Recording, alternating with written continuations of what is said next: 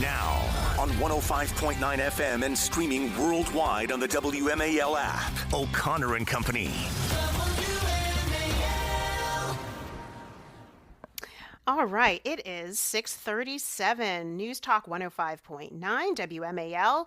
We are making sense of the news this Friday morning as we ease on into the long Labor Day weekend. I'm Patrice Onwuka. You know my voice every Friday. I'm in here for Larry, and alongside me is Hans von Spakovsky, the great Hans from the Heritage Foundation. Hans, thanks for staying with me all morning. Well, sure. And I'm not here every Friday, but occasionally on Fridays. Yes, you are. And we have a great time together. Well, let's give our listeners the rundown. At 7:05, Mary Catherine Ham, a good friend of the show, she's going to be joining us to talk about the upcoming Travis Manion Foundation 9/11 run. That's going to be here in Virginia and Annapolis. 7:35, Virginia's own Governor Glenn Youngkin, will be here. At 8:05, Garrett Exner.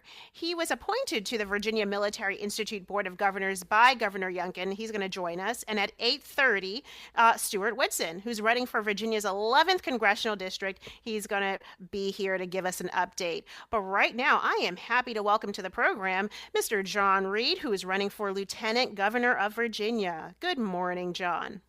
Good morning. Now I'm going to have to hang around and listen to the whole show. You got a great rundown on We've got Virginia covered, so yeah, absolutely. Well, we're looking forward to talking with you about, your race. I mean, you have closed the gap. You are neck and neck with your competitor, Ms. Ghazla Hashmi. Before, I would love for you to respond to this clip of her. I think some folks might have heard this, but this is what you're up against. Cut 13, Michael.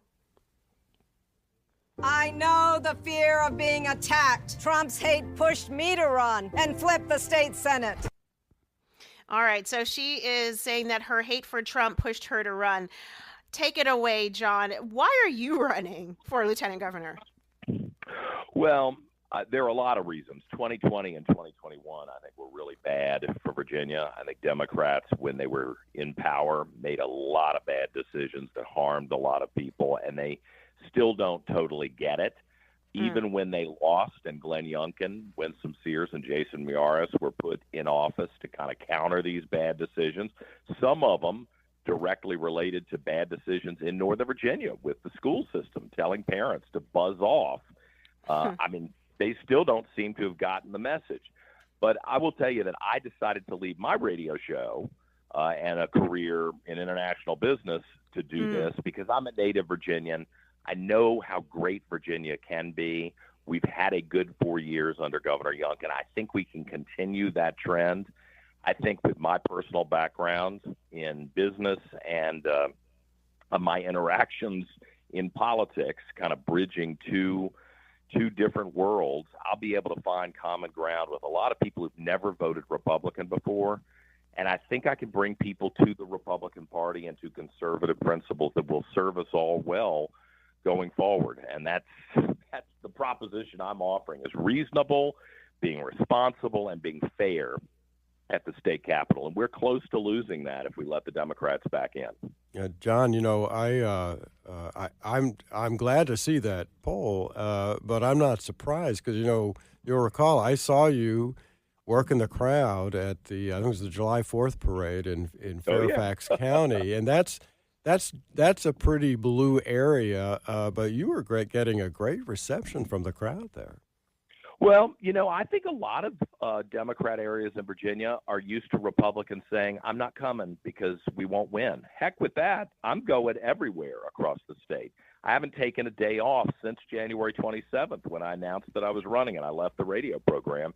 And I'm going to speak to groups and to people who I think I might have some commonality with, who might be open to listening to conservative principles, but we've just never approached them before. Plus, I try to be a high-energy, friendly guy, and I'm if you want to get into a fight, I'll get into a fight with you. But I'd really like to try to win people over to our side of the political spectrum, and I think I've been pretty good at doing that so far. And you haven't had evenings off either. I think weren't you at a school board meeting last night?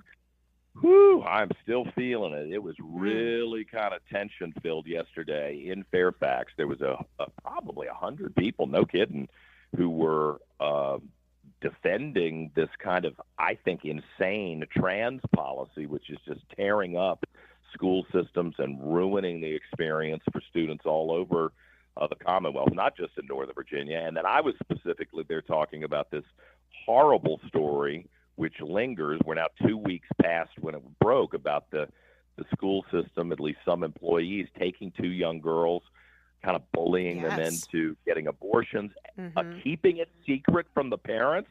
Who's okay with that? Nobody's okay. Even Democrats tell me, well, I'm for abortion, but I'm not. I want to know what my kid's doing. Heck yeah, you want to know what your kids are doing. And these arrogant bureaucrats, and I don't think this is a one-off. I mean, it'd be one thing if this was just one mistake. I think we're seeing a pattern of these school system employees, sometimes teachers, but often bureaucrats, basically saying, hey, we'll keep something secret from the parents. Well, that's got to stop, and Republicans are going to make sure it stops. Well, and when you look at some of the other Democrats running for office, including your opponent, Ms. Hashmi, but also Abigail Spanberger, who's running to be governor. I mean, they are running from this issue around parental control and this issue around, bureaucrats, educational bureaucrats, trying to, taking young girls to get abortions, potentially on taxpayer dimes, or even sanctuary policies supporting those. I mean, I think you have a really great case to make that that's not what Virginians really want, sanctuary policies and bureaucrats run amok in the education system. Yeah. Look, there's a story coming out today that's going to shock people from my hometown in Richmond. And I don't want to spoil it because the authors worked very diligently to research this, but there are a lot of people in the jails in Richmond who are illegal and who have been accused of really horrible crimes, up to and including murder.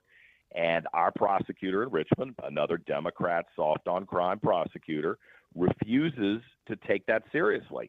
And I think at some point, and I think it's right about now, once people are aware of the danger they're in, they're going to reject Abigail Spanberger, Ghazala Hashmi, Jay Jones, all the Democrats who constantly side with the criminals instead of those of us who are up at 6:30 in the morning on a Friday getting ready to go to work, trying to pay our bills. I would like to see politicians and government leaders side with the working people, the folks who pay the taxes, who stay out of trouble, instead of constantly making excuses for the criminals. Yeah, sorry, Hans, your lips to God's ears, John Reid. We got to leave it right there. But November 4th, that's the big day in Virginia. So folks can definitely go to John Reid for Virginia on social media to learn more and get out there. John, thanks so much for your time And early this morning. voting on the 19th of September. My gosh, it's coming fast. So I Perfect. really Thank appreciate you you talking to me. Thank you. Absolutely.